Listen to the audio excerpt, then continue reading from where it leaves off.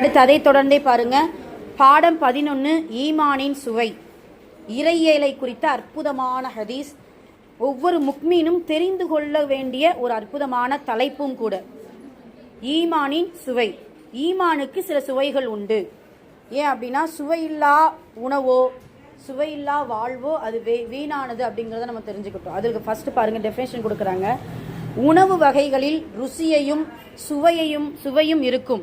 ருசியும் சுவையும் இருக்கும். மேலும் யாருக்கு அதை ருசித்து சுவைக்கும் சக்தி நாவில் இருக்குமோ அவரே அவற்றை சுவைத்து பார்க்க முடியும். மேலும் யார் நோய்வாய்ப்பட்டிருக்கிறார்களோ அவர்களின் நாவில் அவற்றின் சுவை தெரியாது. அது எவ்வளவு சுவைமிக்க உணவாக இருப்பினும் சரியே. இதேபோல் ஈமானுக்கு சுவையும் ருசியும் இருக்கின்றன. ஆனால் அவற்றை எல்லோரும் ருசித்து உணர்ந்து கொள்ள முடியாது. சுப்ஹானல்லாஹ், எவ்வளோ அழகான விளக்கம் பாருங்க. இதில் பாருங்களேன், எவர் முழு மகிழ்ச்சியுடனும் உண்மையான தேட்டத்துடனும் அல்லாஹ்வை தன் எஜமானனாகவும், ஈமானின் சுவையை பெறக்கூடிய விஷயம் இதுதான்.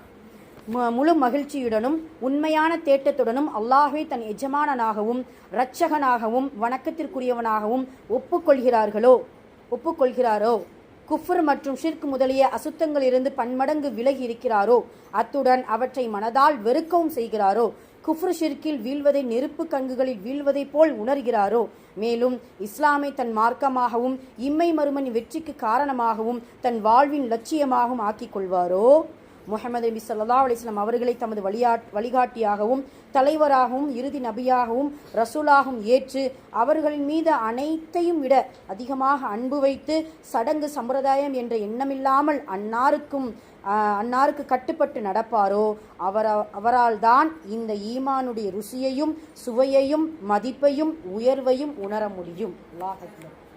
எவ்வளோ பெரிய விளக்கம் பார்த்தீங்கன்னா. நான் இப்போ ஈமானுடைய சுவை எல்லாரையும் அல்லாஹ் முக்மீன் தான் அழைக்கிறான். பார்த்தீங்களா? யா யுகல்லதீன ஆமனுன்னு தான் அழைக்கிறான். எல்லாரும் முக்மீன்கள். ஆனால் அந்த முக்மீன்களுடைய சுவைகள்னு சொல்லிட்டு இவ்வளவு ஷர்த்துக்கள் இருக்கிறது. இதுக்குள்ளே பார்த்தீங்கன்னா 15 விஷயங்கள் இருக்குது. இதுக்குள்ளே மட்டும் 15 விஷயங்கள் இருக்குது. அந்த 15 விஷயங்களும் நமக்கு இருந்துச்சு அப்படின்னா அந்த ஈமானிய சுவையை பெற்றுக்கொள்ளலாம். அப்படி ஒரு கால் சுவையை பெற்று விட்டோமா அப்படிங்கிறதுக்கு ஒரு 3 விஷயம் பின்னாடி கொடுக்குறாங்க பாருங்களேன். இது பாருங்க. மேலும் யாரிடம் இந்த தன்மைகள் எல்லாம் இல்லையோ ஈமானின் சுவையை பார்க்கும் தன்மை சுவைத்து பார்க்கும் தன்மை பலவீனமாக இருக்குமோ அவரால் ஈமானுடைய சுவையை அறவே அறிந்து கொள்ள முடியாது. இந்த ஹதீஸ் நம்ம ஆரம்பத்திலே நம்ம பார்த்துருக்கோம். அண்ணன் நபி ஸல்லல்லாஹு அலைஹி வஸல்லம் அவர்கள் அருளினார்கள், எவர் அல்லாஹ்வை தன் ரப்பாகவும் இஸ்லாமை தன் மார்க்கமாகவும் முஹம்மது நபி ஸல்லல்லாஹு அலைஹி வஸல்லம் அவர்களை தன் நபியாகவும் ஏற்று மகிழ்ச்சி அடைகிறாரோ அவரே ஈமானின் ருசியை சுவைத்தவர் ஆவார். அதுக்கடுத்து பாருங்க, முக்கியமான ஹதீஸ். மற்றொரு ஹதீஸ் நபி ஸல்லல்லாஹு அலைஹி வஸல்லம் அவர்கள் அருளினார்கள், எவரிடம் இவ்விஷயங்கள் இருக்குமோ அவருக்கு மட்டும்தான் ஈமானிய சுவைத்து பார்க்கும் பாக்கியம் கிடைக்கும். 1. அல்லாஹ் மற்றும் அவனுடைய தூதர் நபி ஸல்லல்லாஹு அலைஹி வஸல்லம் அவர்களின் மீதுள்ள பாசம் மற்றெல்லா பாசங்களை விட அதிகமாக இருக்க வேண்டும். 2. அவரின் ஒருவரின் மீது அன்பு கொண்டால், யாரு? நபி ஸல்லல்லாஹு அலைஹி வஸல்லம் அவர்கள் மீது அவரின் யாராவது ஒருவர் மீது அன்பு கொண்டால் அது அல்லாஹ்வுக்காகவே இருக்க வேண்டும். 3. ஈமான் கொண்ட பிறகு மறுபடியும் குஃப்ருக்கு செல்வது, ஒருவர் நெருப்பில் வீழ்ந்தால் எவ்வளவு வேதனை ஏற்படுமோ அதுபோல் இருக்க வேண்டும். அல்லாஹ் ஒரு 3 இது படிச்சோமா? ஆமாம், அதுதான் இது இன்ஷா அல்லாஹ். இதில் பார்த்தீங்கன்னா முதல் விஷயம் பாருங்க, அல்லாஹ் மற்றும் அவனுடைய தூதர் நபி ஸல்லல்லாஹு அலைஹி வஸல்லம் அவர்கள் மீதுள்ள பாசம் மற்ற எல்லா பாசங்களை விட அதிகமாக இருக்க வேண்டும். குர்ஆன்ல அல்லாஹ் தஆலா அல்லாஹ்வையும் அவனுடைய தூதரையும் எப்படி நேசிக்கணும் அப்படின்னு சொல்லிட்டு உங்களுடைய பிள்ளைகள், உங்களுடைய குடும்பம், உங்களுடைய மனைவி, குடும்பம்னு சொல்லிட்டு தனித்தனியாக சொல்கிறான். சரியா? குடும்பங்கிறது எல்லாமே தான். தாய் தந்தை, நம்ம பெற்றது, நம்மளை பெற்றது எல்லாமே குடும்பம். அப்போ அல்லாஹ் சொல்றது உங்களுடைய குடும்பத்தை விடவும், உங்களுடைய பிள்ளைகளை விடவும், உங்களுடைய மனைவிமார்களை விடவும், உங்களுடைய வீட்டை விடவும், அதாவது நம்ம நேசிக்கக்கூடிய வீடை விடவும், விவசாய நிலத்தை விடவும், அதே போல பெரும் இந்த உலகத்தில் எதெல்லாம் நம்மளை விட, அதாவது என்ன சொல்றது, மிகைச்சு இருக்குதோ, நம்ம எந்த பொருளை அதிகமாக நேசிக்கின்றோமோ அவைகளை விட அல்லாஹ்வையும் அவனுடைய தூதரையும் நேசியுங்கள் அப்படிங்கிறத அல்லாஹ் குர்ஆன்ல கட்டளையாவே நமக்கு சொல்றான். ஆமா, உயிரை விடவும். சரியா? அப்போ நம்ம இது எல்லாமே பார்த்தீங்கன்னா ஒரு 8 விஷயம் அல்லாஹ் சொல்லுவான். இன்ஷால்லா அதை நெக்ஸ்ட் நம்பர் நான் சொல்கிறேன். ஒரு 8 விஷயம் அதுக்குள்ளே வரும். அதில் இது எல்லாமே அடங்கும். அப்போ இந்த 8 விடயத்தை விட என்ன செய்யணும்? அல்லாஹையும் அவருடைய தூதரையும் நீங்கள் நேசியுங்கள் அப்படிங்கிறத அல்லாஹ் தஆலா நமக்கு சொல்லி காட்டுகிறான். அதே போல தான் ரசூலுல்லாவுடைய காலத்திலையும் அப்படிதான் நேசிச்சாங்க. அவங்களுடைய உயிரை விட நேசிச்சவங்க இருந்திருக்கிறாங்க. அவங்களுடைய பொருளாதாரத்தை இறைவனுடைய பாதையில செலவு செய்த நிறைய சஹாபாக்கள் இருக்கிறாங்க. முஸ்அப் இப்னு உமைர்லாம் பார்த்தீங்கன்னா ரொம்ப பணக்காரருமா. எந்த அளவுக்கு அப்படின்னா ரசூல்லாவே சொல்லுவாங்க, அந்த முஸ்அபுடைய தாய் வந்து நான் பார்த்துருக்கிறேன், அந்த தாய் வந்து தங்கத்தட்டில் உட்காந்து தன்னுடைய மகனுக்கு சாப்பாடு ஊட்டிட்டு இருக்குமா. ஆனால் அந்த முஸ்அப் என்ன செய்கிறாரு, அந்த ஹிஜ்ரத் பயணம் செய்யும் பொழுது எங்கோ இந்த கோணி சாக்கை எடுத்து என்ன செய்வாரா, மேலாடையாக போர்த்தி கொண்டு முஸ்அப் வந்து பயணிப்பார். அந்த அளவுக்கு பொருளாதார ஆமாம், அது என்னமோ ஒரு பேர் உண்டு. இன்னொரு தடவை அதே மாதிரி தான், அந்த அளவுக்கு பணக்காரர். அதே போல் சுஹைப் ரூமின்னு ஒருத்தர் இருந்தார். சுஹைப், அதாவது ரோம் நாட்டை சார்ந்த சுஹைப். அவர் பார்த்தீங்கன்னா சுப்ஹானல்லாஹ், வழியிலேயே அவரை மறைச்சிருவாங்க. சுஹைபை மறைச்சி கொஞ்சம் பொருள் எடுத்துகிட்டு போவார்ப்பா. ஹிஜ்ரத் போகும்போது எடுத்துகிட்டு போவார்.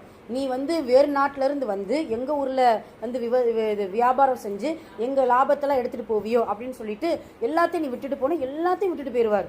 எந்த அளவுக்கு அப்படின்னா, இந்தந்த இடத்துல உங்களுக்கு ஆடு இருக்குது, இந்த இடத்துல தீனார் திருகத்தை நான் வச்சுருக்கேன், உங்களுக்கு என்ன வேணுமோ எடுத்துக்கோங்க, என்ன விட்டுருங்க, அவ்வளோதான், எனக்கு அல்லாஹ் ரசூல் இருந்தால் போதுமானதுன்னு சொல்லிட்டு பொருட்களை, தன்னுடைய குடும்பத்தார்களை, என்ன தன்னுடைய சொந்த ஊர்களை எல்லாத்தையும் விட்டுட்டு தான் என்ன செய்கிறாங்க, அல்லாஹ்வுக்காக போகிறாங்க. அதே போலத்தான் நபி ஸல்லல்லாஹு அலைஹி வஸல்லம் அவர்களையும் நேசிக்கக்கூடியவர்களாக இருந்திருக்கிறாங்க அப்படின்னு பார்க்குறோம்.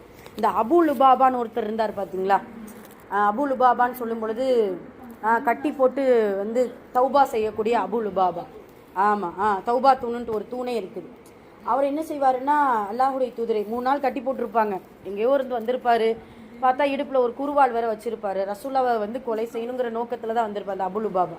இப்போ பார்த்தா சஹாபாக்கள் கண்டுபிடிச்சோம், ரசூலா ஒன்றும் செய்யலை, ஒரு 3 நாள் இருந்துக்கோங்க. எல்லாம் நடக்கிறதெல்லாம் பார்க்குறாரு, சஹாபாக்கள் பேசுறது. ஆனால் ரசூலா ஒரு வார்த்தை சொல்லிடுவாங்க, நம்ம இந்த சிறை கைதியை நல்ல முறையில் கவனிச்சுக்கோங்க, நேரத்துக்கு சாப்பாடு வந்துடும், அவரை யாரையும் டிஸ்டர்ப் பண்ண மாட்டாங்க. என்ன கட்டி மட்டும் என்ன செஞ்சுருப்பாங்க. அப்போ கடைசியாக 3ஆவது நாள் அபு லுபாபா ஒவ்வொரு நாளும் கேட்பாங்களாம், அபு லுபாபா இப்போ எப்படி இருக்கீங்க, நிலைமை எப்படி இருக்குது அப்படின்னு சொல்லும் பொழுது ரசூல் ஸல்லல்லாஹு அலைஹி வஸல்லம் அவர்கள்ட்ட சொல்லுவாங்களாம். அபு லுபாபா சொல்லுவாராம், தயவு செஞ்சு என்னை நீங்கள் விடுவிச்சிட்டிங்கன்னா உங்களுடைய உயிருக்கு நான் பாதுகாப்பாக இருப்பேன். அவர் சொல்லுவாராம், என்ன வாங்க என்ன. அதே போல அவர் ஒருவரின் மீது அன்பு கொண்டால் அது அல்லாஹ்வுக்காகவே இருக்க வேண்டும்.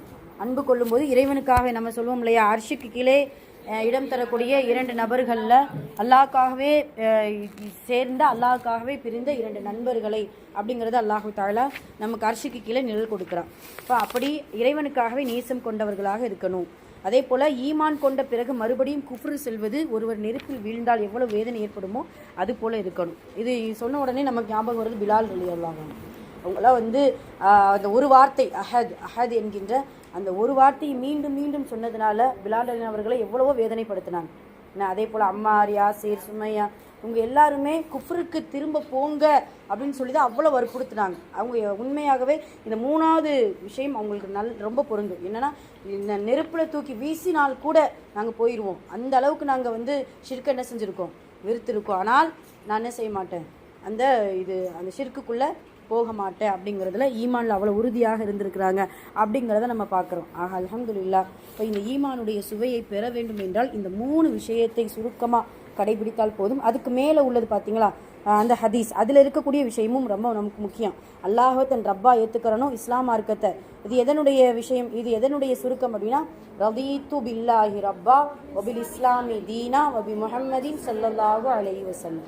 இந்த 3 விஷயம் நமக்கு இருந்தாலே போதும். அல்லாஹு தஆலா நமக்கு ஈமானிய சுவையை சுவைத்தவராக இன்ஷா அல்லாஹ் நம்மளை மாற்றுவான். அந்த சுவை இருந்தால் மட்டும்தான் ஈமானையே நம்ம உணர முடியும் அப்படிங்கிறது நமக்கு வந்து தெரிய வருது அப்படிங்கிறத நம்ம பார்க்குறோம். அல்ஹம்துலில்லாஹ். சரி.